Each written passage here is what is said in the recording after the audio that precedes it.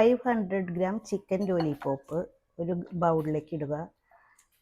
അതിനുശേഷം 1 teaspoon ginger garlic paste, 2 teaspoon red chilli powder, 1/2 teaspoon soya sauce,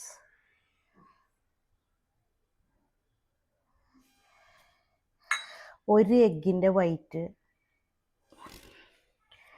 3 spoon cornflour,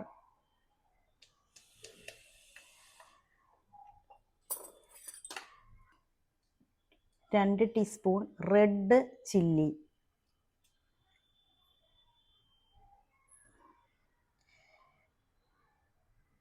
1/2 teaspoon വിനാഗിരി.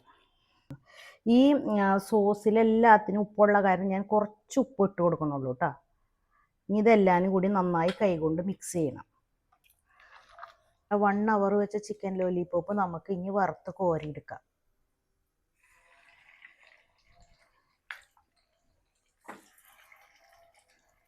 Full ഫ്ലെയിമിൽ ഇട്ടിട്ട് നമുക്ക് ഇനി മീഡിയം ഫ്ലെയിമിലാക്കിയിട്ട് ഒരു 5-6-7 മിനിറ്റ് കുക്ക് ചെയ്തെടുക്കാം.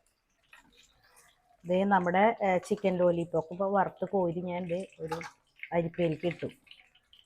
1 സ്പൂൺ ഗാർലിക്കും 1/2 ടീസ്പൂൺ ജിഞ്ചറും കൂടി നമ്മൾ ഓയിലിൽ ഇട്ട് കൊടുക്കുക. എന്നിട്ട് ചെറുതായി ഒന്ന് വഴറ്റി കൊടുത്തുകൊണ്ടിരിക്കുക. അപ്പോൾ ഇതിൻ്റെ കളറൊക്കെ ഒന്ന് ചെറുതായി മാറി വരുമ്പോൾ നമുക്ക് ഒരു ചെറിയ ഒണിയൻ ചെറുതായി അരിഞ്ഞത് ഇതിലേക്ക് ചേർത്ത് കൊടുക്കാം. ഒനിയനൊക്കെ ഒന്ന് ഗോൾഡൻ ബ്രൗൺ കളറായി. അപ്പോൾ നമുക്ക് 1 സ്പൂൺ റെഡ് ചില്ലി പേസ്റ്റാണ് കേട്ടോ. ഇത് കാശ്മീരി ചില്ലിയും നമ്മുടെ സാധാ മുളകും കൂടി കുതിർത്തി അരച്ചതാണ്.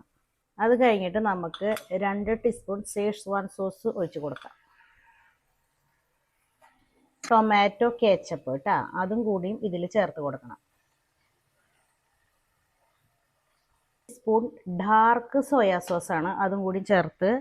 പിന്നെ നമുക്ക് 1/2 ടീസ്പൂൺ വിനാഗിരിയും കൂടി ചേർത്ത് നന്നായി ഈ സോസുകളെല്ലാവരും മിക്സ് ചെയ്യണം. സോസൊക്കെ ഇതിൽ നന്നായി മിക്സായി. ഇനി 1/2 ടീസ്പൂൺ കോൺഫ്ലവർ 1/4 കപ്പ് വെള്ളത്തിൽ കലക്കിയത് ഇതിലേക്ക് ഒഴിച്ച് കൊടുത്ത് നന്നായി മിക്സ് ചെയ്യണം. ഉപ്പുണ്ടോ എന്ന് നോക്കിയിട്ട് ഉപ്പില്ലെങ്കിൽ ചേർത്ത് കൊടുക്കണം കേട്ടോ.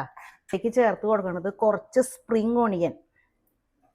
ഫൈനൽ സ്റ്റേജായി. ഇനി നമുക്ക് വറുത്ത് കോരിയ ചിക്കൻ ലോലിപോപ്പ് ഇതിലേക്ക് ആഡ് ചെയ്ത് കൊടുക്കാം.